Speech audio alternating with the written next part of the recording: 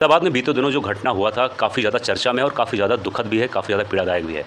जब कभी भी देश में विदेश में कभी भी प्लेन क्रैश होता है या फिर दुर्घटनाग्रस्त होता है तो एक शब्द काफ़ी ज़्यादा चर्चा में आता है, वो है ब्लैक बॉक्स। आखिरकार ये ब्लैक बॉक्स है क्या? सब कुछ जानने वाले हैं इस वीडियो में। ब्लैक बॉक्स एक इलेक्ट्रॉनिक डिवाइस है या फिर कह सकते हो इलेक्ट्रॉनिक उपकरण है जो प्लेन के पीछे फिट किया जाता है। इसका कारण क्या होता है? इसको लगाने का मेन कारण क्या होता है? इसको इसलिए लगाया जाता है कि जब भी प्लेन क्रैश हो, जब भी प्लेन के साथ कोई दुर्घटनाग्रस्त हो, तो इसके माध्यम से ये जाना जा सके कि आखिरकार किन कारणों की वजह से वो प्लेन दुर्घटनाग्रस्त हुआ है या फिर उस प्लेन में कोई भी क्षतिग्रस्त हुआ है। अब ब्लैक बॉक्स को दो और नामों से भी जाना जा सकता है या फिर हम ऐसा भी कह सकते हैं कि ब्लैक बॉक्स को दो और जो उसके काम है उसको मिलाकर एक ब्लैक बॉक्स बनता है। यानी मैं बात करूँ तो ब्लैक बॉक्स के अंदर दो काम होते हैं। एक काम होता है एफडीआर यानी कि मैं बात करूँ flight data recorder. Flight data recorder में 80 से ज़्यादा डाटा रिकॉर्ड होते हैं। यानी मैं बात करूँ 80 से ज़्यादा तरीके के डाटा रिकॉर्ड होते हैं। उनमें से इंपॉर्टेंट डाटा कुछ इस प्रकार हैं, जैसे कि स्पीड यानी प्लेन का स्पीड, एल्टीट्यूड यानी कि ऊंचाई, दिशा, एयर प्रेशर और इंजन की कंडीशन। ये कुछ ऐसे पॉइंट हैं जो काफ़ी ज़्यादा इंपॉर्टेंट हैं एफडीआर में। अगर मैं बात करूँ तो ब्लैक बॉक्स में एक चीज़ और होती है, वो है सीबीआर के बारे में बात करूँ तो इसका फुल फॉर्म है कॉकपिट वॉइस रिकॉर्डर।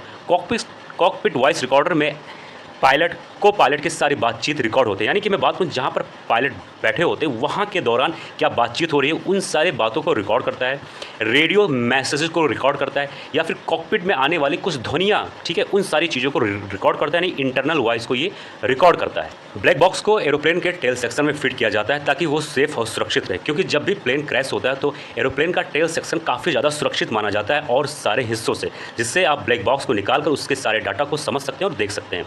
अगले पॉइंट के बारे में बात करूँ तो ब्लैक बॉक्स की खासियत क्या है, यानी वो उसकी मजबूती के बारे में बात करें तो दोस्तों ब्लैक बॉक्स जो होता है उसकी खास बात ये है कि ये 1100 डिग्री सेल्सियस में अपने डाटा को 1 घंटे के लिए सेफ और सुरक्षित रख सकता है। अगले पॉइंट के बारे में बात करूँ तो ये समुद्र में या फिर पानी में तकरीबन 20,000 फीट गहराई तक 30 दिनों तक अपने डाटा को सेफ और सुरक्षित रख सकता है। अब मैं बात करूँ ये किससे मिलकर बना होता है, तो दोस्तों ये स्टील या टाइटेनियम से मिलकर बना होता है। अगले पॉइंट के बारे में बात करूँ तो ये क्रैश प्रूफ होता है, यानी इस पर कितना भी दबाव डाला जाए ये कहीं ना कहीं बहुत ही ज़्यादा मजबूत होता है। अगले पॉइंट के बारे में बात करूँ तो वो है लोकेटर बीकन। यानी मैं बात करूँ तो समुद्र में या फिर पानी के कहीं पर भी किसी भी सतह में 30 दिनों तक ये अल्ट्रासोनिक सिग्नल भेजता है ताकि इसका पता किया जा सके। ब्लैक बॉक्स काम कैसे करता है? जैसे ही प्लेन स्टार्ट होता है ब्लैक बॉक्स अपना काम शुरू कर देता है और एवरी सेकंड वो अपडेट होता रहता है। ये सारा information crash survival memory unit में इकट्ठा करता रहता है कि जब भी प्लेन क्रैश हो तो वहाँ से इसका पता लगाया जा सके। अगर मैं अगले खास पॉइंट के बारे में बात करूँ तो सीबीआर यानी कि कॉकपिट वॉइस रिकॉर्डर, ये तकरीबन 2 घंटे के बातचीत को रिकॉर्ड करता है और एफडीआर यानी कि फ्लाइट डाटा रिकॉर्डर तकरीबन 25 घंटे के डाटा को रिकॉर्ड करता है।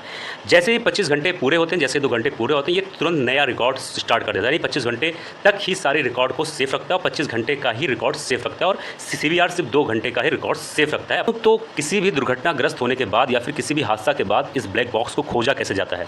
ब्लैक बॉक्स जैसा मैं शुरुआत में बता चुका हूँ, लोकेटर बीकन ये एक पिंगिंग डिवाइस होता है जहाँ से एवरी सेकंड सिग्नल भेजा जाता है और इसी के माध्यम से ही उस ब्लैक बॉक्स को खोजा जाता है। अब ब्लैक बॉक्स दोस्तों इसका सिर्फ नाम ही ब्लैक बॉक्स है, जबकि ये ब्लैक होता नहीं है। ये एक ब्राइट ऑरेंज कलर का होता है।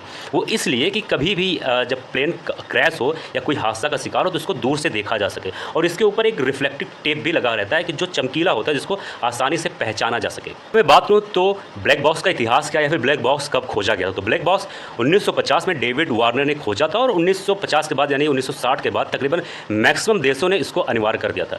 ब्लैक बॉक्स की खास बात तो हम लोगों ने जान लिया। इसके कुछ और भी बारे में बात करें तो ब्लैक बॉक्स अगर पानी के अंदर 30 दिनों से ज़्यादा या फिर 20,000 फीट गहराई के अंदर है तो कहीं ना कहीं इसको खोज पाना मुश्किल हो जाएगा और इसके अंदर जो डाटा है कहीं ना कहीं वो खराब होना शुरू हो जाएंगे।